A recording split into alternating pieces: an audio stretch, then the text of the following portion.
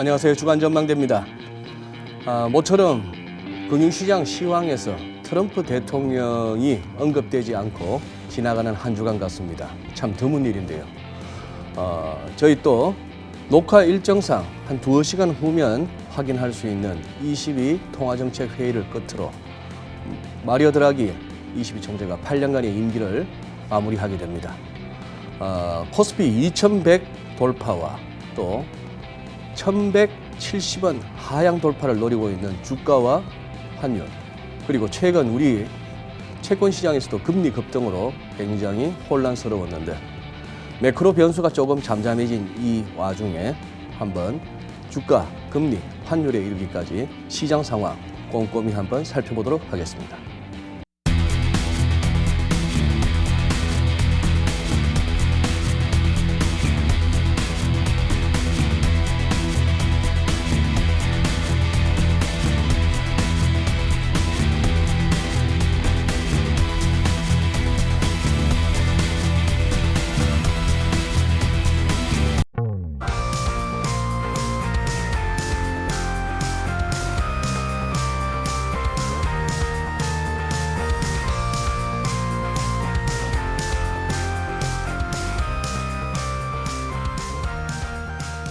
네, 오늘 주간전망대 함께해 주실 전문가 세 분 소개해드리겠습니다.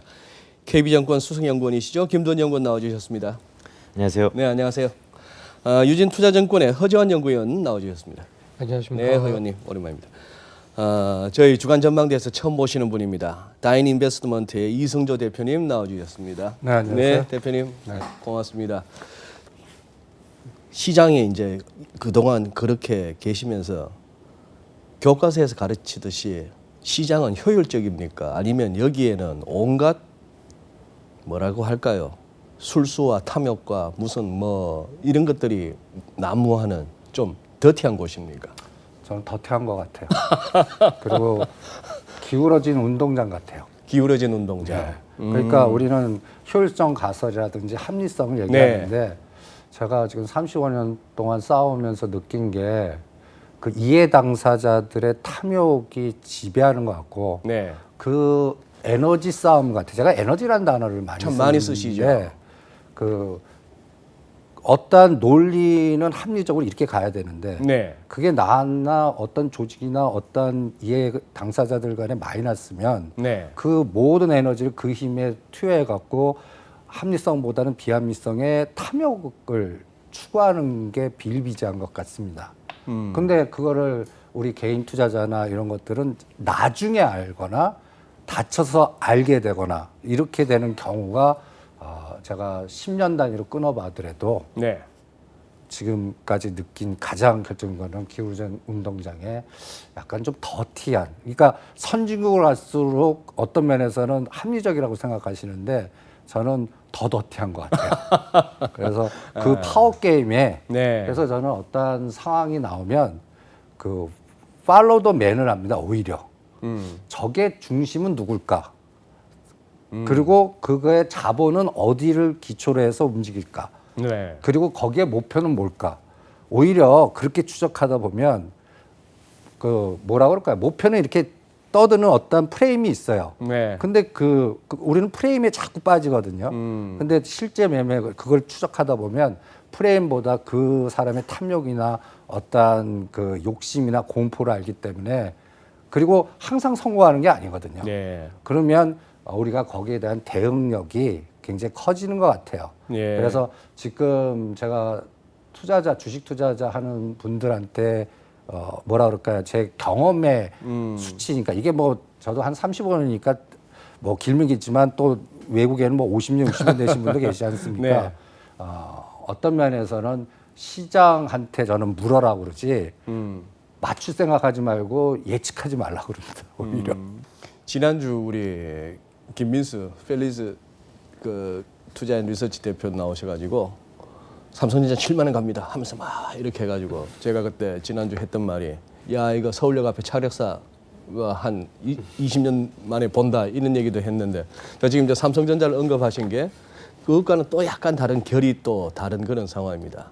어쨌거나 우리 이승조 대표님 제가 오늘 처음 주간 전망대에 출연해 주신 관계로 참 궁금했던 거 우리 또 시청자 여러분들 가운데 또 이승주 대표님을 아시는 분 가운데 좀 이렇게 궁금하셨을 만한 거 한번 여쭤봤습니다. 무슨 뭐 회원 모집을 하시는 분도 아니고 어떻게 보면은 재능 기부이시기도 한 것 같은데 요즘 하시는 방송 활동이 예. 자 그러면은 토론을 좀 한번 이어가 보겠습니다. 지금 거의 한 2시간 정도 있으면 결과는 나올 것 같은데 이 시비가 우리 한번 김두원 저기 연구원께서 한번 우리 8년 동안에 그 참 험난했던 그 시기를 갖다가 그나마 22 총재로서 뭐 리더십을 발휘했던 드라기 총재의 한번 헌사를 한번 지금 감기에 걸리신 것 같아요. 목소리가 안 좋은. 네, 네. 목소리는 별로 안 좋은데요. 짧게 하겠습니다. 드라기가 중앙은행장으로서 유럽을 잘 이끌었다고 봅니다. 잘 이끌었다. 개인적인 판단입니다. 네. 결론적으로 보면 위기에서 구해냈고요. 다만 위기를 구해내는 과정에서 희생은 치렀긴 했습니다. 네. 양극화라든지 네. 아니면 지금 독일 경제를 보더라도 한쪽에 구조조정이 된 국가와 그렇지 않은 국가가 여전히 많은 것 같고요. 다만 중앙은행장으로서 기존에 없었던 포워드 가이던스 아니면 여러 가지 제스처들 네. 실제 액션을 취하지 않고 가격 변수를 움직였던 여러 툴들 이런 것들은 나중에 두고두고 저희가 답습 아니면 반복할 수 있는 툴들을 소개했고 실천했다라고 보고 있고요. 기본적으로 봤을 때는 뭐 여타 다른 중앙은행장들한테도 많은 귀감이 됐다라고 저는 평가를 하고 있습니다. 그래서 전반적으로 드라기 총재를 뭐 감히 제가 뭐 판단하자면 일단은 저는 뭐 개인적으로 훌륭했다라고 보고 있습니다. 김두원 연구원께서는 그러면 드라기 총재한테 좀 아쉬웠던 부분이나 이런 부분은 조금 비판받을 만하다. 아니면 후대에 가서 뭐 평가가 달라질 수 있다. 이럴 만한 대목은 없다고 보시고? 물론 있죠. 네, 시대 정신인 것 같습니다. 시대가 평가를 하겠죠. 시대가 하지만, 평가를 한다. 네, 제가 봤을 때는 일단은 저금리 기조, 아니 예. 저물가 기조, 구조적이라고 하겠지만 중앙은행장이 거기에 파이터로서 뭔가 했겠느냐에 대해서는 상당히 의구심은 있고요. 그냥 결론적으로 보면 하나의 뭐 뉴 노멀의 연장선상이라고는 하지만 지금 유로존의 상태 자체가 물가가 오를 기미가 안 보이니까 과연 위기에서는 구해냈었지만 비그스 위기에서는 그 이후의 위기를 또다시 양산해낸 부분도 분명히 있습니다. 하지만 그렇다고 다시 한번 시계를 8년 전으로 돌아가 봤을 때 과연 드라기가 아니고서는 지금의 남유럽 위기를 구할 수 있었겠느냐에 대해서도 상당 부분 의구심이 있기 때문에 저는 전반적으로 드라기는 뭐 제가 봤을 때 꽤 잘했다라고 보고 있습니다. 그럼 허 의원님께서 일단 후한 평가를 갖다 우리 김두원 연구께서 많이 해주셨으니까 조금 한번 까보세요. 아니면 조금 아쉬웠던 점은. 네. 저는 개인적으로는 그 파웰 의장보다도 드라기 총재의 어떤 인터뷰나 기자회견 내용들이 훨씬 더 좀 세련되고 재밌었던 것 같습니다. 그러니까 보면 옛날에 그 옐렌 의장 같은 경우에는 네. 이렇게 막 그 기자회견 하는데 되게 힘들어하는 기운이 막 이렇게 역력이 있다 보니까 저분 저러다가 쓰러지시는 거 아닌가 막 그런 생각이 들기도 했고 파월 의장 같은 경우에는 좀 딱딱한 면이 좀 있었던 것 같기도 하고 그런데 요즘 굉장히 유들유들해졌던데 최근 들어서. 예.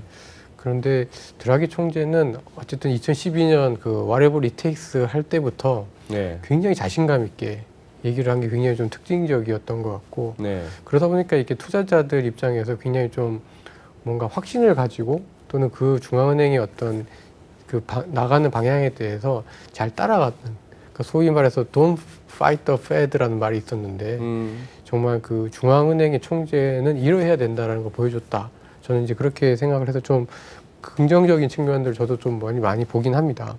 근데 뭐 아쉬웠다라기보다는 저도 거의 이제 김두원 수석연구원님이랑 비슷한 의견이긴 한데 마이너스 금리를 함으로 인해서 유럽이 굉장히 좀 힘들어진 게 아닌가. 그리고 특히 그 금융기관들의 어떤 그 자금의 중개 역할이라는 것 자체가 굉장히 좀 훼손이 많이 된 것 같고 그리고 오히려 그 마이너스 금리로 인해서 유럽이 어떻게 보면 되게 저성장 가운데 저물가 가운데서도 또 부동산 가격이라든가 그러니까 서민들이 일반적으로 살 수 있는 여러 가지 여건들은 또 굉장히 좀 많이 힘들어졌다라고 좀 보여집니다. 그래요. 이 대표님, 저기 뭐 드라기의 양적 완화나 뭐 마이너스 금리도 포함해서 연준도 뭐 처음에 양적 완화를 했고요. 버냉키 때. 그래 어떻게 보면 금융위기 이후 지금까지는 이른바 완화적 통화정책, 경기 부양적 통화정책, 저금리, 제로금리, 심지어 예치금 마이너스, 뭐 기준금리가 마이너스까지 가는 나라도 없지는 않습니다만 그런 상황까지 온 데다가 자산 매입, 뭐 비정상적 통화정책 그렇게 되는 거에 대해서 어떻게 평가하십니까? 올드 노멀에서 오래 머물러셨던 분으로서. 제가 지금 약간 어떤 차이가 나냐면요. 네. 접근하는 방식이 지금 이제 단 드라기 총재 이제 이달 말에 그만두시잖아요. 네. 잘하셨다고 하고 중재자 역할을 다 하셨다고 그러는데 나는 이 드라기 총재님 그만두고 다음에 오시는 이 부분 때문에 라가르드 오히려 네. 저는 이럴 때 이렇게 팔로우 더 맨으로 접근합니다. 드라기 총재 심지어는 뭐 1947년 9월생이시더라고요. 예, 47년. 예, 우리나라면 한 74세 정도 예, 되는데 이분이 뭐라 그럴까 관료로는 이태리 재무국장인가 그 정도 하고 이태리 총재하면서 이탈리아 이제 중앙은행 총재하면서 이제 이렇게 예. 넘어오신 분이거든요. 네. 근데 골드만삭스 부회장 출신이에요. 예. 저럼 딱 보면 저분은 리더가 아닌 중재자 역할에 뭐랄까 편향된 분이기 때문에 사고보다는 이렇게 마무리하고 문제를 해결하고 이렇게 지금까지 한 8년 동안을 잘 중재자 역할은 끌고 왔는데 네. 저는 그 후유증이 다음 분한테 터질 것 같은 생각이 듭니다. 그래. 그래서 오히려 그 드라기 총재 이후에 저는 이 채권이나 상품 쪽에서 네. 상당한 변동성이 크게 나올 것 같아서 항상 실전 매매할 때는 그거를 굉장히 조심스럽게 지금 그러니까 큰 자산 운영하는 분 벌써 우리나라 그 징후가 독일 채권에서도 한번 나오지 않았습니까? 나왔죠. DLS, DLF요. 예. 그리고 또 우리 국민연금이 지금 또 그 대체 투자라고 해갖고 유럽이나 이런데 저는 오히려 앞으로 드라기 총재 이후에 앞으로 3년이나 5년 후에는 드라기 총재가 그동안 중재했던 여러 가지의 부분이 갖다 대기해서 여러 가지 양적 완화에 대해서 다 이렇게 수면 아래로 내려왔던 부분이 굉장히 많지 않았습니까? 네. 네. 저는 이게 터질 것 같아요. 그리고 새로 오신 분이 터뜨릴 것 같아요. 오히려 성향이 이분은 변호사 출신의 예. IMF 총재의 예. 프랑스 태생이에요. 예. 이태리는 내가 보면 이제 유럽으로 오면 네. 넘버 3입니다. 네, 네. 그러니까 독일과 프랑스에 껴갖고 이렇게 중재 열심히 하셔갖고 잘 이끌어왔는데 지금 아예 뭐 영국은 제끼셨네요. 예, 영국은 그래, 제꼈습니다. 대륙에서. 예. 네, 네. 근데 지금 이제 그 넘버 1, 2 가는 프랑스. 오히려 브렉시트 때문에 저는 프랑스가 에너지가 엄청나게 증가했다 봅니다. 금융권에서도 뺏어오고 국가도 크게 성장하고. 네. 근데 그게 갖다 예를 들어서 저는 솔직히 유럽은행 총재가 독일 분이 되셨으면 좋았을 뻔했는데 네. 그걸 놓쳤었던 것도 독일의 에너지가 그만큼 죽었다는 생각이 들거든요. 그럼 프랑스가 중심이 돼서 가면 분명히 독일하고 프랑스 이제는 뭔가 충돌이 많을 것 같습니다. 여러 가지 통화 정책, 재정 정책에서 그 부분에서 노이즈가 네. 저는 11월부터 터진다. 아하. 이 부분이 오히려 저희가 접근하는 방식에서 이제 시장으로 접근하는 거죠. 그래서 오히려 채권이나 상품이나 부동산 쪽에 그나마 파생과 연관된 모든 상품들 리스크 관리나 철저히 하자. 이런 전략을 오히려 저는 실제 그쪽 운영하시는 분들한테 권해드리고 싶은 생각이 듭니다. 우리 김영근께서 지금 우리 이성재 대표님 하시는 말씀이 무슨 말씀인지 다 간파하셨을 텐데 지금 이렇게 걱정하고 계신 그 드라기가 그래요. 이런 표현 방송에 적절하지 않습니다만 드라기가 싸질러 놓은 누군가가 치워야 되는데 별 탈 없을까요? 지금 상황에서의 그 터진다라는 의미는 자체 이 금융시장에서 이제 리세션과 연결시킬 수 있는 부분입니다. 좀 조심스러운 부분이고요. 왜냐하면 장기간 저금리와 저성장이 지속됐기 때문에 또 유동성이 많이 풀렸기 때문에 금융 아니면 채권, 주식, 부동산 어느 부분에 다 버블이 껴있는 건 사실입니다. 여기서 어떤 트리거가 있을 거라면 그러면 지금 상태에서 버블 가능성이 있는 건 사실이지만 그렇기 때문에 중앙은행이 필요한 거고요. 그렇기 때문에 정책이 필요하다고 보고 있어서 물론 그 가능성을 완전히 배제하는 건 아니지만 조금 긍정적으로 이 사태를 좀 보고 있고요. 더 제가 좀 긍정적으로 보고 싶은 건 뭐냐면 제 짧은 경험이지만 알고 있는 데서 쉽사리 터진 적은 없었던 것 같습니다. 위험 시그널이 있다는 곳에서. 그래서 지금 말씀 주셨던 것처럼 많은 부분들이 저희가 인지를 하고 있기 때문에 그런 부분이 일체 노출이 어느 정도 됐기 때문에 그에 대한 대응책이 많이는 없지만 그래도 조금씩 나타나는 건 아닌가. 물론 그 사이에 시장과의 기대, 좀 기대가 과했다면 정책이 별로였으면 좀 더 실망할 거고 기대가 별로 없었는데 정책이 세게 나오면 또다시 버블을 양성할 거고 그런 게 좀 반복되지 않을까라고 보고 있어서요. 당장에 뭐 리세션 터진다의 가능성은 일단은 시계를 뭐 두고 있지는 않습니다. 뭐 세 분 다 이렇게 세 분께 다 드리는 이제 공통적으로 드리는 질문인데 어떻게 2012년에 그때 2011년이었죠. 유로존 재정위기가 터졌을 때 피그즈 하고 할 때 그러고 나서 어떻게 말이죠. 그리스나 이탈리아의 국채 수익률이 미국 국채 수익률보다 낮은 독일 국채 수익률은 마이너스 때까지 가가지고 우리 M1 한국 투자자들 이렇게 원금 손실 나게 하는 정도까지 이게 지금 저 같은 올드 제너레이션 올드 노멀에 익숙한 사람은 아직도 저는 이해가 안 가거든요. 어떻게 이탈리아 국채 수익률이 부도날 확률은 훨씬 더 높은 거기가 재무관리 교과서에서 리스크 프리 에셋이라고 하는 미국채보다 더 금리가 낮냔 말이에요. 수익률이. 이 부분이 계속 가능하다고 보세요?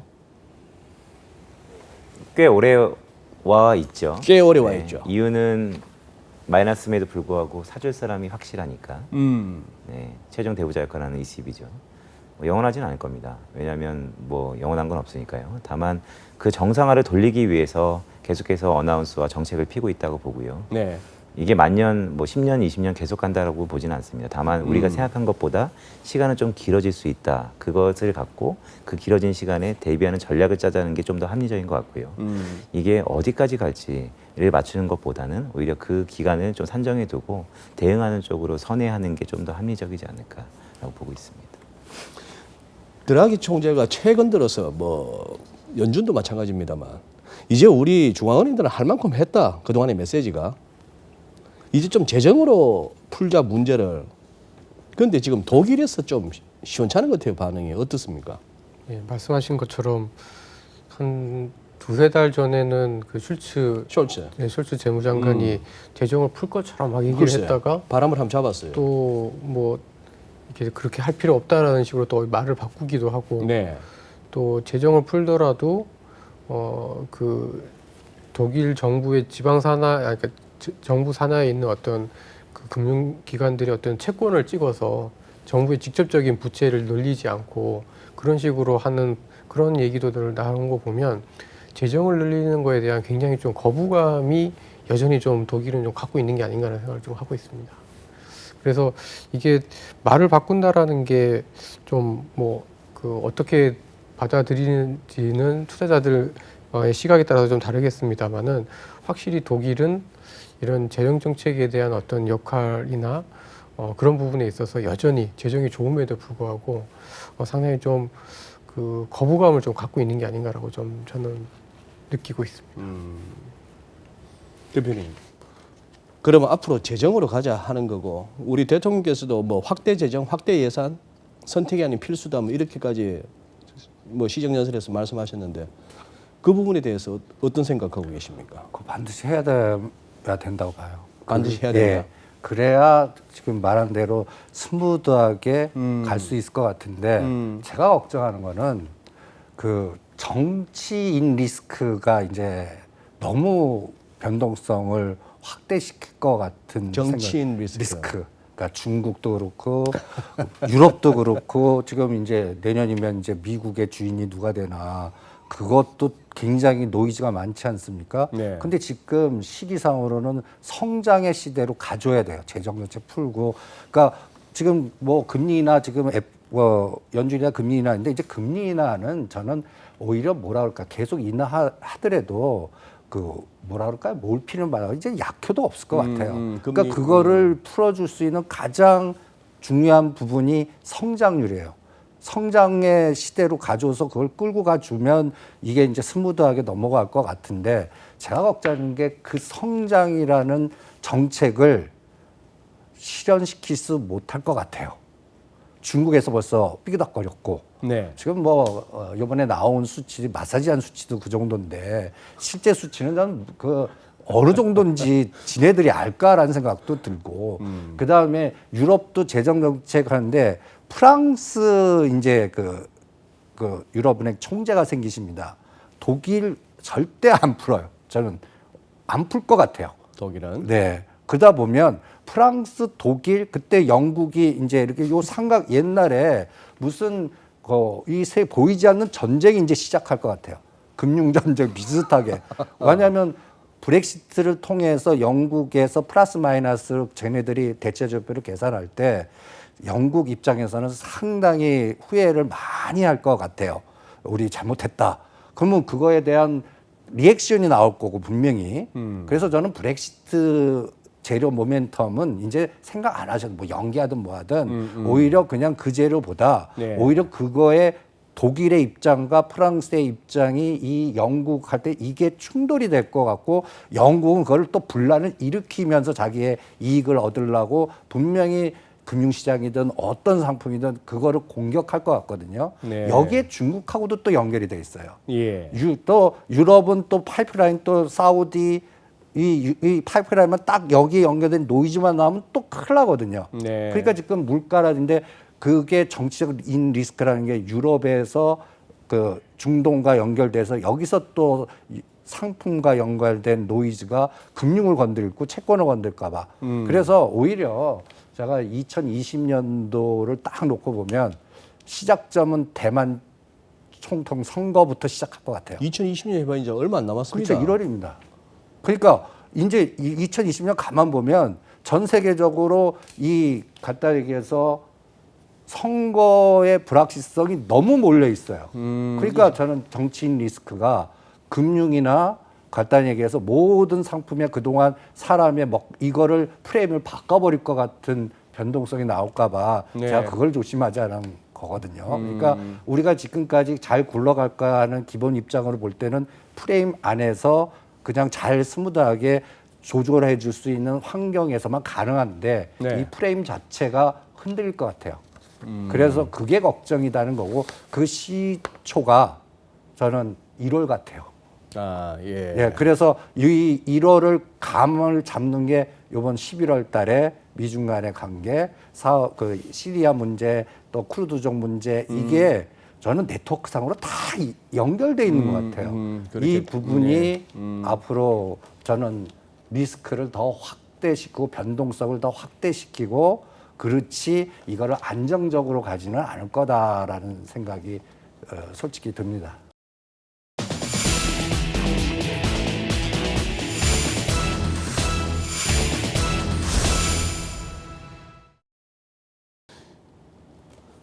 지금 이제 어차피 성장을 위해서는 재정을 갖다가 확대하는 수밖에 없다 이 말씀을 해주셨는데 그렇다면 이제 오늘 발표됐던 우리 3분기 GDP 성장률 얘기를 안 할 수가 없습니다. 그게 실질 개념이죠. 전분기 대비 0.4%. 맞습니다. 그러면 지금 제 기억에 1분기가 마이너스 0.4죠. 2분기가 1%였고. 그럼 지금 이번에 0.4면은 이래가지고는 어떻게 해야 이게 2%가 나옵니까? 연간으로? 2%는 좀 힘들 것 같고요. 힘들어? 네. 예. 4분기에 전기비 0.8% 정도 성장을 한다면 올해 연간으로 한 1.9% 정도를 성장할 것 같습니다. 그것도 4분기 상당 부분 지난해와 똑같이 총재가 얘기했죠.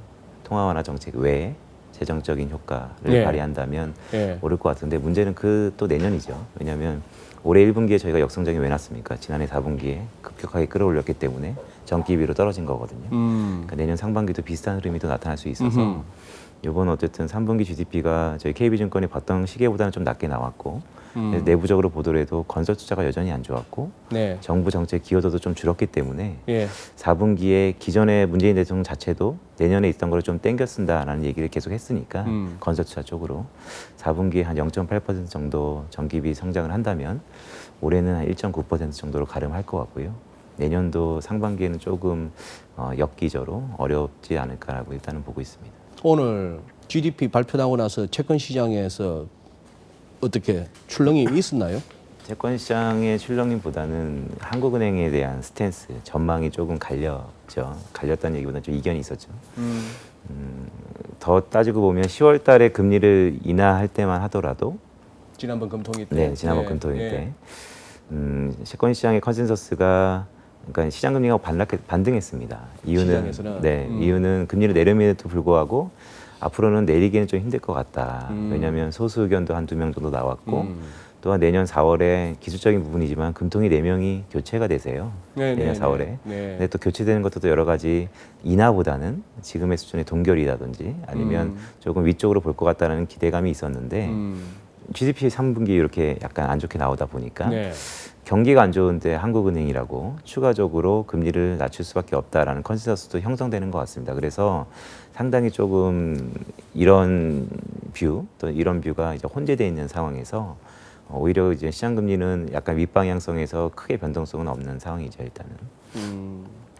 그냥 저는 뭐 채권 시장에 깊이 뭐 모르는 상황에서 그냥 10년 국채 선물 차트만 보고 받는 느낌인데, 야 이거 뭐 좀 시장에 피철철 하겠다는 느낌이 드는데 맞나요? 아니면 지금 뭐 그럭저럭 이렇게 잘 견뎌내고 아니면 이게 시장이 먹으면서 가는 장인가요?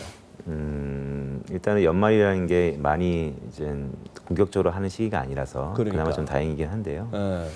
일단 바닥을 다지고 올라가는 듯한 모습은 보였기 때문에 좀 고민이 좀 빠지죠. 왜냐하면 내년도를 조금 시계를 넓혀보면 펀더멘털리 아니면 말씀 주셨던 것지만 이제는 금리를 여기서 더 낮춰다 하더라도 실효화한 얘기도 좀 나오고 있습니다. 실질적으로 네, 네. 내려갔자. 그렇기 때문에 그렇다면 또 추세적으로 내릴 금리가 다시 한번 내릴 가능성이 높기 때문에 지금 약간 고민이 있는 상황이긴 하죠.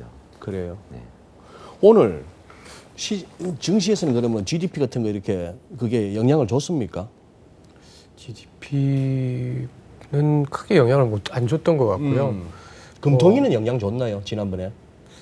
금통위도 그렇게 주식시장 입장에서 봤을 때 잠깐 이렇게 뭐 출렁임은 있었지만 크게 영향은 안 줬던 것 같고, 요즘은 계속 그 기업들 실적 나오는 거 봐서 네. 뭐 그게 생각보다 잘 나오면 뭐 SK 하이닉스 같은 것도 오늘 뭐 한 2% 넘게 올랐는데요. 실적 때문인가요? 예, 뭐 그런 그러니까 실적에 좀 더 예민한 것 같습니다.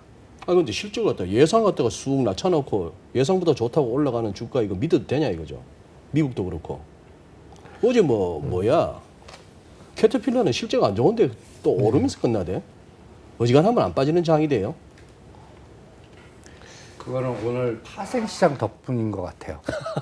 네, 지금 오늘 그 성장률 시장 기대치 네. 0.6을 네. 발표해야 되는데 0.4. 네. SK 하이닉스 실적이 물론 눈높이는 낮춰놨으니까 근데 이제 괜찮아. 이 과정에서 실제 시장에서 요새 어떤 현상이 나오고 있냐면요. 삼성전자, SK하이닉스 집중화 전략. 그것 때문에 다른 게 피해보는. 그러니까 총 패시브나 우리 시장에 대항하는 사이즈가 100이라면 이게 증가하면 모르는데 고정된 상태나 감소되는 상태에서 시장이 반도체주 중심으로 뭔가 하려면 어떤 면에서는 외국이나 삼성전자에 연계된 에너지가 패시브가 글로만 더 집중되는 겁니다. 예. 그렇기 때문에 다른 시가상위 종목들은 더 피를 본다는 느낌이 더 많이 듭니다. 그리고 또 하나는 어떤 현상이 되냐면 제가 그 친구 중에 헤지펀드 싱가포르에 크게 움직이는 네. 개인적 친구가 있는데 농담 삼아서 이런 얘기를 합니다. 전 세계적으로 시가 상위 2개 내지 3개 종목 갖고 인덱스 100에 30% 변동 주는 나라는 니네밖에 없어. 코스피밖에 예. 없다. 그러다 보면 삼성전자, SK는 우리 한 3명이나 4명이 팀 짜갖고 니네 왔다 갔다 만들어버리면 니네들 ATM 같이 우리나라 그냥 돈을 쫙 빼낼 수 있으니까 앞으로 삼성전자 분석하지 말고 그냥 우리가 삼성전자를 지금 롱으로 쓸 건지 숏으로 쓸 건지 그거를 보는 게 더 정답 아니겠나. 어떤 때는 자존심이 굉장히 상하는데 그 이후로 한번 추적을 해봤어요. 네. 전 세계 시장의 시가상이 저렇게 삼성전자 코스피 200에 20% 두 개 합치면 30% 대부분 안만 크더라도 3% 5%예요. 네. 중국도 그렇고 모든 전 세계. 근데 우리 시장은 너무 편중화가 돼 있습니다. 그러니까 이게 어떤 면에서는 패시브 시장의 저주라고 그럴까요? 지금 그래서 제가 개인적으로 그 삼성전자 반도체 부품 어널리스트들 후배들 있지 않습니까? 예. 자꾸 분석을 해요. 그 외에 그 분석이 시장에 어떻게 외국인의 헤지펀드 이용하나 오히려 그 측면을 체크하고 현물에서 삼성전자 사는 거를 순수 네이키드로 비차기로 사는 건지 합성해서 사는 건지 그거를 좀 구분해 봐라. 옛날에는 연기금하고 이렇게 우정사업부는 이렇게 나눴거든요. 근데 지금 연기금 등 해갖고 이게 우정사업부 차익 거래인지 순수하게 네이키드인지 이런 것들도 구분을 못하게 한 상황이거든요. 네. 그래서 저는 어떤 생각이냐면 앞으로 2, 3년 동안 삼성전자 5만 원 갖고 많이 가봤자 10,000원 떨어져봤자 10,000원 안에서 그냥 롱숏만 나올 것 같아요. 방향보다는. 5만 원 중심으로 가도 6만 만 원. 빠져도 떨어져도 4만 4만 원. 그러면 사등도하면 한 4만 5천 원이나 그 아래에서면 집중적으로 사면 5만 원에서 항상 팔 수 있는 기회를 주는 이게 뭐 6만 원 가고 7만 원 가서 미래 트렌드를 가는 건 한 3년간은 포기하라. 뭐 이런 생각을 오히려 그리고 여기에 또 무슨 시각이 들어가냐면요. 간단히 예를 들어서 요새 위클리 옵션도 생겼지 않습니까? 네. 파생의 변동성을 너무 확대시키고 이게 끌고 가서 뭔가 추세를 만들려고 그러면 진짜 우리 시장은 반도체가 돼야 돼요. 예. 근데 반도체가 진짜 된다고 또 내년도에 굉장히 그 시장 상승론자들의 논거라고 하면 다 반도체예요. 네, 5G 반도체. 네. 그런데 그게 진짜 되는지 제가 매매를 해봤어요. 네. 저는 어떻게 검증해다 보면 10개를 샘플링을 해요. 좋아 보이는 반도체의 종목. 근데 재미있는 거는 5G는 지금 오히려 좋다 하는 때부터 마이너스 10% 정도 지금 손해보고 있어요. 5G 정도. 5G 종목. 그러니까 그놈도 상당히 뭐 예를 들어 오이솔루션이나 KMW나 오히려 어떤 종목들이 오히려 당장에 수익을 냈냐면 핸드폰 연결된 부품주. 그리고 자동차나 4차 산업의 반도체는 오히려 손해를 봤어요. 그래서 이걸 실제 매매를 해서 반도체와 연관된 세팅에서 한 10개 종목을 실제 매매를 해봅니다. 예. 시장한테 물어본 거거든요. 예. 승률은 반반이에요. 반반. 그리고 통계를 내면 그냥 수익률이 안 나요. 바스켓은. 바스켓은. 예. 그러니까 오히려 삼성전자 산 것만 한 3%, 5% 이렇게 나요. 그리고 오히려 이 변동을 이용해서 파생 시장의 변동성은 어떤 때는 300%, 500%가 나요. 예, 예. 이게 예. 문제인 것 같아요. 그러니까 우리는 일반 투자자들은 이 삼성전자가 3%, 5% 올리고 3%, 5% 뺄 때 뒤에서 레버리지 이렇게 이 변동에서 뒷그림자의 에너지는 우리 세상이 아니다라고 무시하시는데 그리고 또 우리 또 증권 당국도 그렇죠. 이쪽은 가면 다치니까 제도권 보면 맞고 뭐가 해서 못하게 하는 게 굉장히 많았거든요. 그래서 뭐 파생 디리버티브 하면 아예 뭐 두드러기가 그렇죠. 뭐 돋죠. 파생하면 네. 파탄 난다 이렇게 예. 해갖고 근데 실제로 이 파생 시장은 외국인 전용 창고화를 만들어 버린 꼴이 된 거예요. 그렇습니다. 그래서 네. 레버리지 일으켜갖고 아시아 쪽에 주 애들이 홍콩, 싱가포르, 영국 이런 쪽 애들이 있거든요. 걔네들 입장에서는 방향성 매매 안 해요. 그냥 모멘텀으로 그냥 오늘 오히려 삼성전자 시총을 오히려 때려버렸어요. 그리고 아니 말씀하신 김에 저는 오늘 이해하기가 힘들었던 것이 간밤에 텍사스 인스트루먼트가 안 좋았잖아요. 그리고 필라델피아 반도체 지수도 많이 빠졌는데 그런데 오늘 같은 날 어떻게 한 14.25%가 그 시가를 갖다가 갭업을 해갖고 그렇게 치고 그게 장중 고점이 되고 그냥 쭉 빠지냐고요. 아래 위로 보니까 한 25, 28%, 29% 아래 위로 움직인 것 같던데. 선물로 3포인트가 왔다 갔다 했습니다. 그게 뭔 짓거리입니까? 아니 그게 간단히 예를 들어서 네. 에이팅 그러니까 방향성 매매보다 앞으로 6개월 동안을 네. 270과 280의 중심값 한 275죠. 네. 그 3포인트, 5포인트, 3포인트, 5포인트를 만들면 삼성전자는 2,000원만 왔다 갔다 하면 돼요. SK하이닉스는 5,000원만 왔다 갔다 하면 돼요. 그러면 그 틀에 값쳐서 뒤에 레버리지는 어떤 때는 콜에서 200에서 500 시간 가치에 따라서요. 네. 풋은 또 똑같이 이 변동성을 지금 계속해서 빼내고 있는 겁니다. 그러니까 오히려 삼성전자, SK하이닉스 주가는 저는 이제 솔직히 분석하지 말고 오히려 파생 시장에 연계된 그 에너지를 파악해서 그게 실전에서 어떻게 이용되나. 그리고 오히려 삼성전자 죽이고 IT 나쁘다고 그럴 때 제가 승률 높은 거 그때 반도체 부품 주사 하면 꼭 승률이 났어요. 오히려. 네. 그리고 좋다고 뭔가 미국 시장 나스닥 필라델피아 반도체 지수 급등하고 막 올라갈 때는 꼭지 잡으면 꼴이 돼요. 네. 그러니까 오히려 시장이라는 게 지금 그런 형태가 실전에서는 되지 않았나 생각이 솔직히 듭니다. 네. 그러니까 반도체 관련된 섹터도 네. 또 이게 순수하게 구분해야 될 것 같아요. 예, 뭐 예. OLED인지 LCD인지 자동차인지 네. 아니면 핸드폰 쪽인지 뭐 이런 거 구분해서 요것도 순차적으로 움직이지 전체를 끌고 갈 수 있는 시장 에너지는 아닌 것 같아요. 이게 진짜 매매해 보니까 그 수율이 나오지 않습니까? 데이터가 돈이 직접 집어넣어서 그러니까 이게 반도체 실제 매매는 쉽지 않습니다, 솔직히. 네. 예. 참 생생한 얘기를 해주시니까 그러면 회원님, 제 지인 중에는 아직도 오시아에 들고 계세요.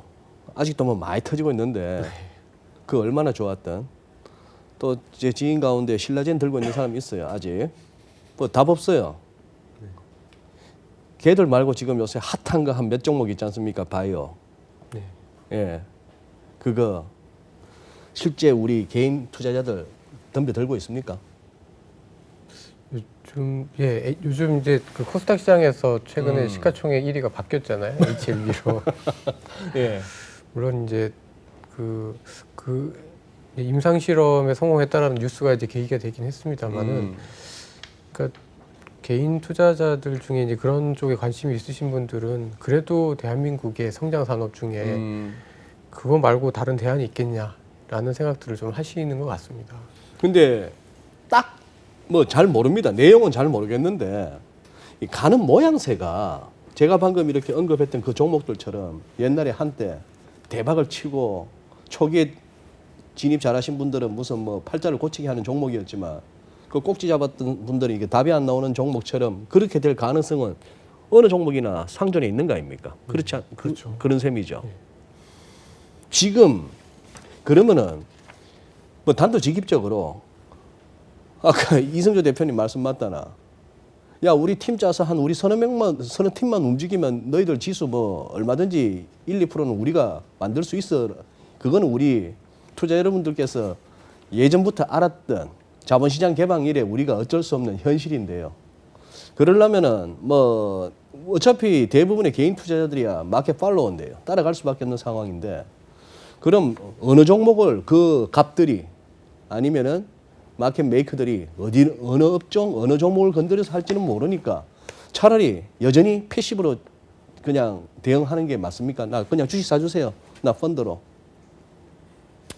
저는 고액 자산가들한테는 네. 이런 전략이 좀 유효하지 않을까. 시가상위 30개 중에 예. 그 악재가 터져갖고 52주 최저가 고통스럽게 나오는 종목들을 ETF보다는 그거 사는 게 오히려 현대차가 10만 원 깼을 때, 그 다음에 삼성전기가 8, 9만 원대 항상 그런 에너지가 있어요. 요새는 LG화학이 그렇습니다. LG화학이 지금 뭐 화재 나고 막 하는데 지금 오히려 그런 것들을 ETF 같이 사놨다가 3개월에서 6개월을 기다리는 겁니다. 그럼 지금 프레임이 반드시 바뀝니다. 그래서 그거의 수익률 조절하시는 게 오히려 더 낫고요. 지금 얘기하는 지금 바이오주의 HLB나 신라젠은 투자자는 옆에도 가지 마십시오. 다 당하니까. 오히려 그런 것들은 오히려 전업 투자가라든지 좀 감이 있으신 분이라든지 금액을 작게 하고, 이렇게 테마주 좋아하시는 분들 있잖아요. 실전에서는 어떻게 하는지 아십니까? 다 삽니다.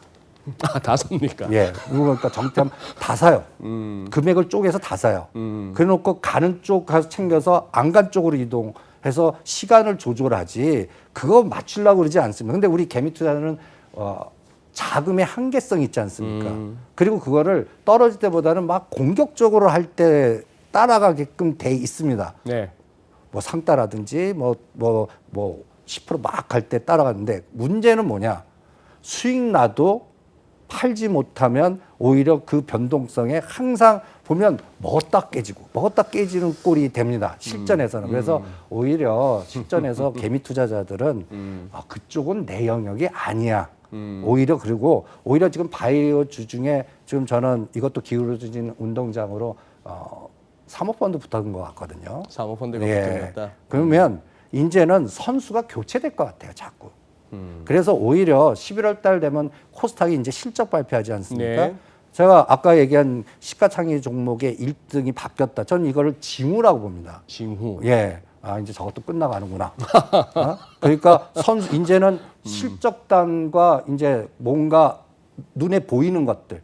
그리고 우리 아까 얘기한 대로 내년 4월에 우리도 총선이 있지 않습니까? 네. 그러면 정부가 정책으로 미는 게 이 4차 산업인데 네. 4차 산업은 실적으로 뭔가 보이질 않아요. 예. 예, 소프트웨어니까 우리가 옛날 우리 구 경제 때는 배든 자동차든 뭔가 이렇게 그 시대가 이제 거하고 무슨 보이지 않는 무슨 그런 거를 사야 되는데 그러니까 논리적으로 이해를 못한 거거든요. 그러면 이럴 때 반대로 오히려 매출과 이익을 내는 바이오는 뭐가 있을까?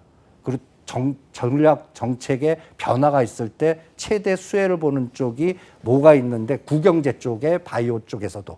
근데 이게 이제 요새는 그쪽은 잘 안 보시거든요. 네. 오히려 이제는 그냥 뭐 예를 들어 임상 3상 성공하고 앞으로 이게 진단되면은 앞으로 이만한 매출을 일으킬까 해서 10년 거를 지금 다 땡겨갖고 벌써 간 것 같고 오히려 지금은 이제 실적이 내는 그러니까 제가 내년도부터는 성장과 실적이라는 두 단어가 전 실전에서는 가장 피부에 와닿아요. 알겠습니다. 그러니까 예. 성장이 뒷받침됐고 실적을 내주는 것만 살아남지 예. 그렇지 않고 미래에 이렇게 됩니다 하는 거는 오히려 지금 뭐 예를 들어 템버거 됐죠. 예. 10분의 1 토막도 가능하다라고 봅니다. 그러니까 그거를 쌓아오는 영역을 내 스스로 조절을 하셔야지 그게 그냥 따라가다 보면 이게 오히려 승률 더 나쁠 것 같습니다.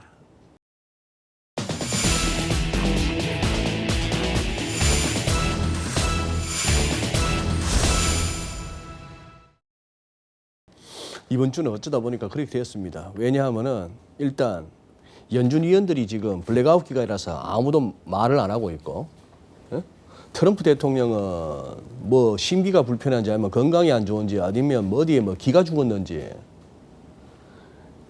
트위터도 좀 뜸하고 시황에서 특자도 잘 안 보이고 뭐 브렉시트 뭐 계속 며칠째 얘기합니다만 저거야 뭐 또 10월 말 가면 또 연기될 거 우리 뭐 한두 번 겪은 건 또 아니고 하니까 이런 얘기를 하는데 이제 11월이면은 어지간한 데는 또 이제 북클로징 들어가니까 지금 이제 뭔가를 좀 잡아야 되는데 김돈 연구께 여쭤볼게요. 글로벌리 우리도 그렇고 미국도 그렇고 뭐 딴 데도 그런데 독일도 그렇고 아니 지금 금리가 슬금슬금 올라요. 시장 금리가. 자, 그동안에 채권형 펀드가 그래도 뭐 로우 리스크에다가 그냥 적당한 수익을 내는 투자자들에게는 편안했잖아요. 지금 이제 채권형 펀드에 대한 어떤 투자는 또 앞으로 어떻게 한번 점검을 한다면? 일단 내년도 전망이 나왔긴 했는데 좀 조심스럽긴 합니다. 그래서 예.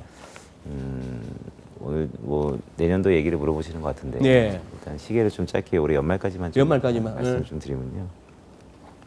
연말까지 지금의 반등세는 좀 이어질 거라고 보는 게 금리 반등세? 네네. 근데 오름폭은 크지 않을 것 같아요. 예. 그러니까 상단이 있으면서 오름폭이기 때문에 예. 지금의 이전에 했었던 포지션을 크게 바꾸기를 권고해드리지는 않고 있고요. 네. 왜냐하면 지금의 오름폭이 있다 한들 언제든 대외적인 변수가 바뀌면 다시 한번 내려갈 수 있는 폭이 있기 때문에 일단 연말까지 시계를 놓고 보면 한 달 정도 됐죠. 바닥을 예. 다지고 올라오는 이 흐름은 일단 추세적으로 연말까지는 갈 수 있다. 다만 이전의 고점이라든지 아니면 우리가 추세적으로 시작했던 포인트에서는 여지없이 허들이 높기 때문에 지금 오름폭이 적기 때문에 내년 흐름은 다시 한번 저희는 내려가는 쪽으로 보고 있습니다. 그래서 또 새로운 전략이 있을 텐데 일단 저희가 합의된 게 일단 연말까지라서 오늘은 금리의 방향은 좀 뭐 지금 상태에서 좀 오름폭이 있을 것 같다는 정도로 말씀드립니다. 그래요. 말씀 난 김에 이제 뭐 후반부로 오니까 궁금한 건 다 여쭤봐야 되겠습니다. 환율 전망은 어떻게 내고 계세요?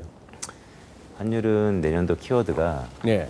달러가 볼이 엄청나게 작아질 거다라는 겁니다. 달러. 변동성이 엄청나게 축소될 거라고 내년에? 저는 보고 있습니다. 그러니까 올해도 보면 달러 인덱스 기준으로 상단과 하단의 변동폭이 약 한 4.4% 정도로 저희는 추산하고 있는데요. 그러니까 DXY 인덱스 기준으로 95에서 100 밴드인 거죠. 내년도에도 그 밴드 상에서의 움직임이 좀 더 타이트해질 것 같습니다. 이유는 달러의 상방 요인과 하방 요인이 워낙 팽배하기 때문입니다. 팽팽하다. 이러한 수렴하는 현상은 저보다 훨씬 더 가격 변수를 많이 보시는 분들은 극히 아실 거예요. 결국 수렴하면 나중에는 추세를 갖고 발산하게 됩니다. 그래서 내후년에 달러의 큰 트렌드가 바뀔 하나의 전조로서 2020년은 변동성이 상당히 작아지는 한 해가 될 것으로 저희는 일단 보고 있고요. 네. 전망을 그렇게 하다 보니까 달러의 그 안에서의 흐름을 보면 상반기에는 밴드 안에서 달러 기준으로 상고, 그러니까 DXY 인덱스 기준으로 100 근처에서 좀 형성이 되다가 하반기로 갈수록은 이제 95에 가까워지는 상고 하저의 흐름을 일단 보고 있습니다. 네. 다만 올해보다도 그 폭은 좀 더 타이트해질 것이다 이렇게 보고 있습니다. 오케이. 글로벌 달러를 전망해 주셨다면 우리 허 의원님은 우리 달러원 환율에 한번 집중해서 한번 전망을 해 주신다면. 저희도 근데 이제 조금 그 가정이 조금 다른 부분이 네. 저희는 미국이 결국 내년 상반기까지 조금 더 둔화가 추세가 좀 더 이어질 걸로 예상을 하고 있기 경기가? 때문에 예. 그리고 그 과정에서 연준이 한두 번이라도 더 금리를 내릴 걸로 예상을 하고 있습니다. 네. 그래서 그 과정에서 달러가 아까는 이제 김도원 연구원께서는 이제 상고하저라고 하셨는데 저는 오히려 좀 반대라고 좀 생각을 하고 있고요.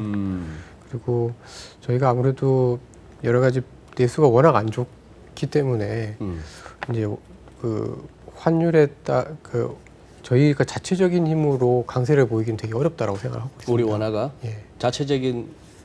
자체적으로 예. 강세를 보이기는 어렵다. 그러니까 이제 미국 달러가 약해지거나 아니면 이제 위안화가 좀 절하 압력이 약해질 때 이제 좀 단기적으로 이제 좀 반등을 하지. 추세적으로 봤을 때는 뭐 물론 예전처럼 뭐 1,500원 가고 1,600원 가고 이제 그런 환율은 아닙니다만은 과거에는 1,150원에서 1,200원대에서 왔다 갔다 네. 했다라고 하면 그 환율의 어떤 그 저점 자체는 좀 위로. 그러니까 1,150원이 예전에 바닥이었다고 하면 이제는 1,100에 한 70원, 한 80원 그 정도가 바닥이 되고 상단은 한 1,220에서 1,250원대까지 가는 약간 우상향하는 큰 트렌드 내에서 상반기에는 조금 더 떨어졌다가 하반기에는 다시 좀 원달러 환율이 올라가는, 즉 원화가 좀 절하되는 흐름으로 좀 보고 있습니다. 그렇게 보신다.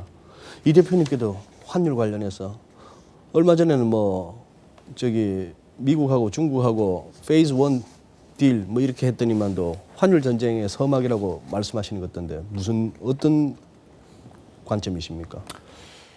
이제 그동안에 무역 전쟁 이런 개념이었다면 네. 저는 2020년부터 아까 정치 리스크 하면서 네. 그 금융 전쟁으로 갈 것 같아요. 거기에 트리거가 저는 홍콩이 될 것 같고요. 홍콩. 예. 지금 홍콩이 중국을 보면 위에나 홍콩 달러 요걸 연계해 갖고 보이지 않게 그 조절하는 기능을 했는데 내년 대만 선거가 어떻게 되냐에 따라서 저는 지금 어떤 생각까지 가냐면 홍콩 달러하고 위안하고 흡수합병하는 시나리오가 되면 어떤 세상이 될까 이런 네. 생각도 한번 네. 해보고요. 네. 두 번째로는 상고하죠. 그러니까 근데 저걸 맞는 것 같아요. 95, 100 사이에 중시가 97.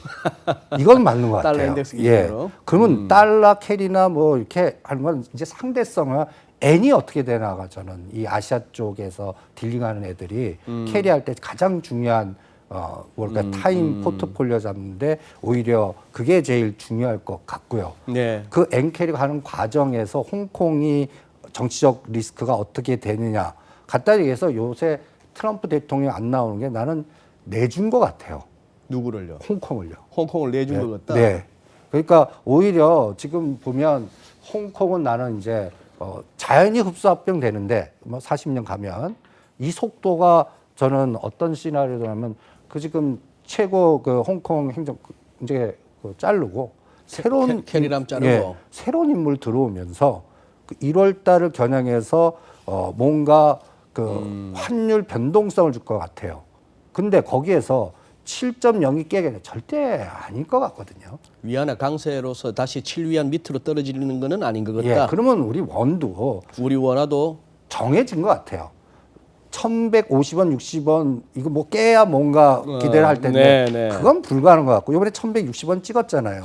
근데 보면 저는 이 수치면 나는 지금 한 2,150 정도 지수 인덱스는 와 있어야 된다고 봅니다. 1150 깰려면은 아니 1,150원, 60원에서 종합주가지수 산정한 대충 눈높이가 예. 못 가도 한 2,100원 지금 뚫었어야 되거든요. 뚫었어야. 예, 그래야 이게 이해가 되는데 1,180원 깨면서 그 진동폭에 네. 오히려 삼성전자 갖고만 조절하지 다른 것들은 뭔가 이게 이상한 것 같아요. 그 다음에 그럼 또 이렇게 볼 수 있어. 그래서 달러 베이스로 네. 그 EWI를 한번 보니까 예. 요거는 지금 58을 뚫어서 59, 60이 2,150 정도 되거든요. 지금 고기를 딱 갈라고 그래요. 그래서 외국인들 보는 입장에서는 지금 간단히 얘기해서 우리 종합주가 지수는 2,100을 못 넘지만 네. 달러 베이스 원화 요 폭을 추세적으로 보지 않고 오히려 변동성에 빌려다 때리는 기준으로 60 돌파하는 시장을 안 보는구나. 그러면 환율은 어떻게 되냐? 1,200원과 1,150원 중시가 1,170원에서 10원 갖고 또 장난칠 것 같아요.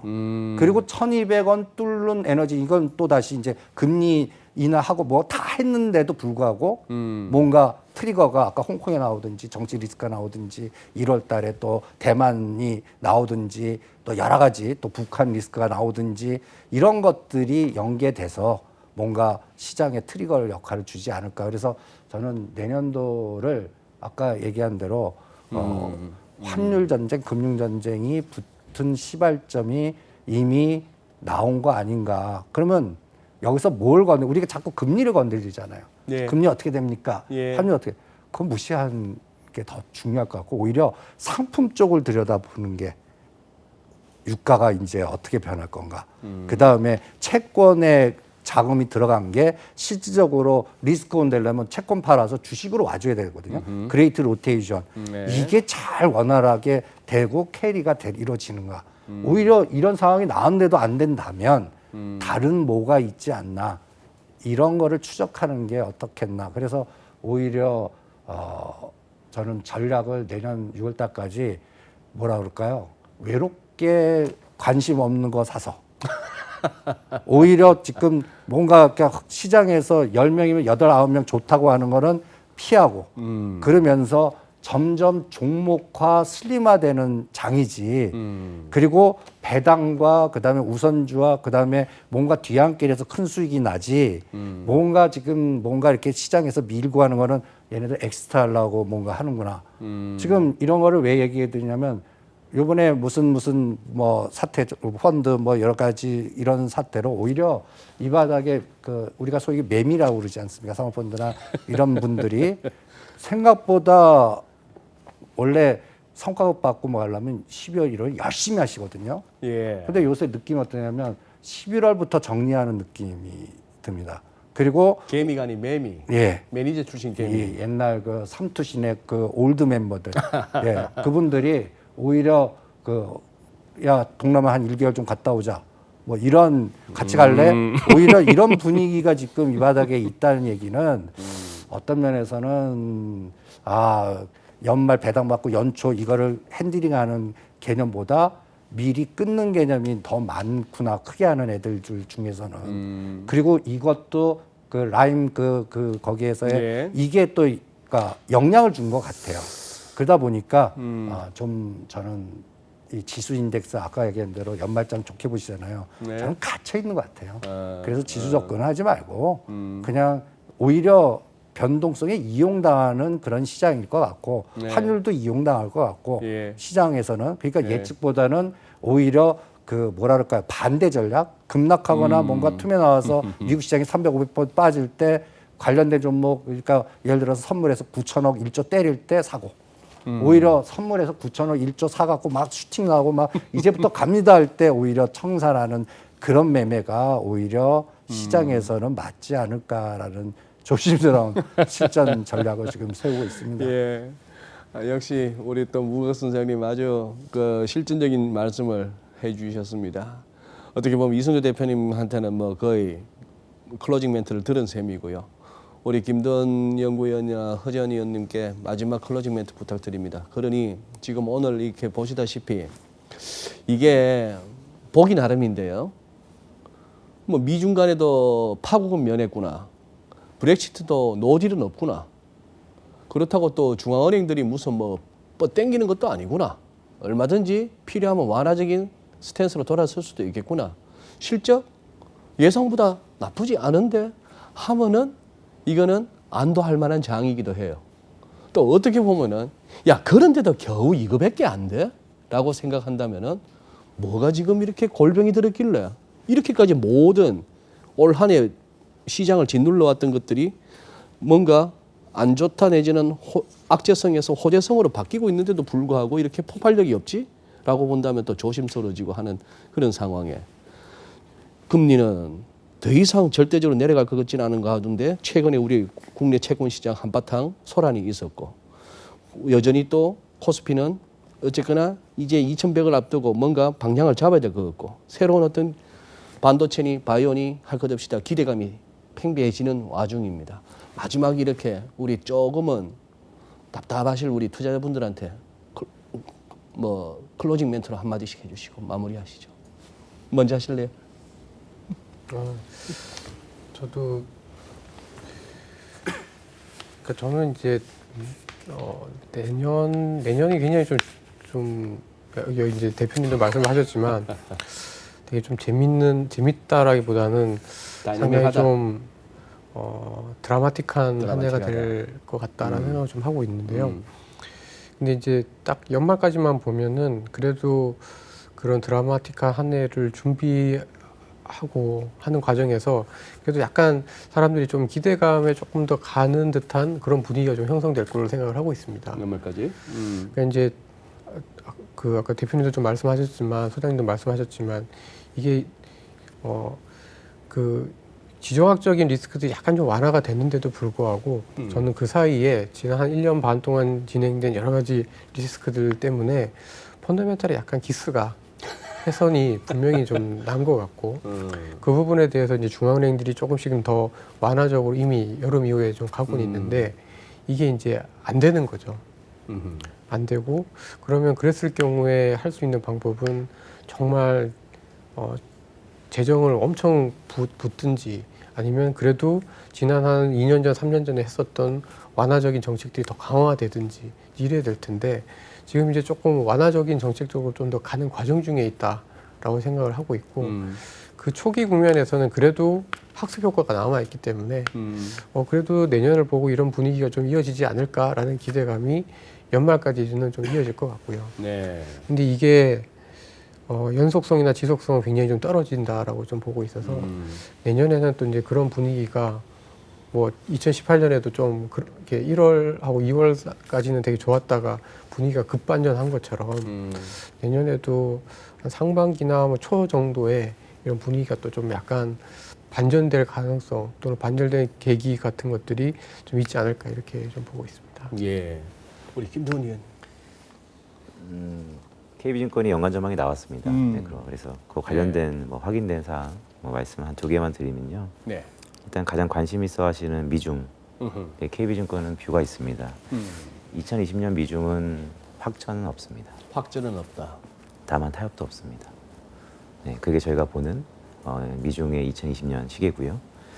또한 2020년입니다. 그러니까 10년 동안 이어졌던 큰 2010년대가 끝나고 2020년대가 시작하는 첫 발걸음이죠. 2010년대에 가장 우리가 눈여겨봤던 키워드는 뉴노멀입니다. 뉴노멀. 저성장, 저금리, 저물가. 예. 제가 2020년도를 시작함에 있어서 조심스럽게 나타나는 표어가 로우 크로스 인플레이션 리즘입니다. 즉 똑같이 저성장, 저물가입니다. 그럼 2010년과 다를 게 없는데 라고 생각할 수 있겠는데 약간 다른 건 뭐냐면요.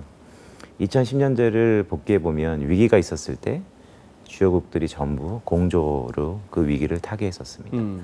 2020년에 되면 위기는 오겠죠. 하지만 이젠 더 이상 공조화는 없다. 공조는 없다. 네, 각계 전투입니다. 각자 도생이고요. 그렇기 때문에 지금 재정 정책이 화두인데 왜냐하면 반대로 통화 정책이 거의 한계에 왔기 때문에 재정은 기대감이 있지만 실제적으로 쓸 수 있는 나라와 그렇지 않은 나라는 철저히 네. 구별될 거고 그럼 시기의 문제겠죠. 그래서 재정을 쓸 수 있는 국가의 경기와 그렇지 않은 국가는 완전한 차별화가 날 것이다 라는 게 저희가 보는 2020년도의 흐름입니다. 우리는 재정 쓸 수 있는 나라에 속한다. 일단 여력은 있죠. 여력은 있다. 근데 이번에 잘 보셔야 되는 게 재정을 쓴다 그랬는데 규모를 넓히는 건 아니었고요. 지난해 추경으로 따지면 퍼센티지는 더 증가율은 작습니다. 기존에 해왔던 것을 앞당기겠다라는 일단 얘기가 있었습니다. 물론 총선을 염두에 둔 네. 자리겠죠. 그래서 네. 일단은 한국은 여력은 여타 국가보다 있는 건 사실이다 이렇게 말씀드립니다. 알겠습니다. 예, 오늘은 여기서 마무리를 해야 될 것 같습니다. 그렇죠. 오늘 좀 시장이 한가하다면 한가하고 아니면은 그 다음을 갖다 모색한다면 모색하고 있는 그런 중인데요. 어쨌거나 매크로 변수가 잠시 이렇게 휴직에 들어간 그런 시기였습니다. 이런 가운데에 나름 우리가 한번 귀 기울일 만한 그런 시장 인사이트를 들었고요. 투자 여러분께서는 또 답답하실 겁니다. 저만 하더라도 주변에서 벌써 갑자기 이렇게 넉놓고 있던 수출업체들 중에 바빠진 데가 많아졌습니다. 환율이 그냥 이렇게까지 오니까. 또 뭐 그런 상황에 개인들도 알게 모르게 또 달러 이렇게 제법 사놓으셨더라고요. 그래서 이제 자꾸 이렇게 문의도 오고 세미나도 하게 되고 하는데 저 또한 어지간하면 지르는 스타일인데 요즘은 조금 불투명합니다. 그냥 1150 깨지면 미치고 이러다가 다시 이제 1200까지도 건드릴 만한 뭐가 있으면 그런 상황인데 계속해서 시황과 그리고 뉴스의 흐름을 쫓아가셔야 될 것 같습니다. 그리고 또 하나 누가 그러는데 굉장히 공감이 갔어요. 사람 잘 안 변합니다. 트럼프 대통령 갑자기 얌전해졌나 내지는 뭐 그한데 사람은 잘 변하지 않는다 하는 거 또 염두에 두시고 또 리스크 관리도 해나가셔야 될 것 같습니다. 오늘 세 분 귀한 시간 내주셔서 감사하고요. 또 다음 주 찾아뵙겠습니다. 고맙습니다.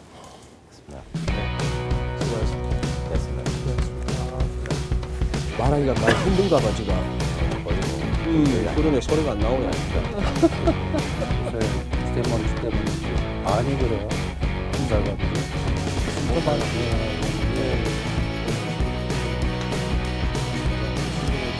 네다섯 명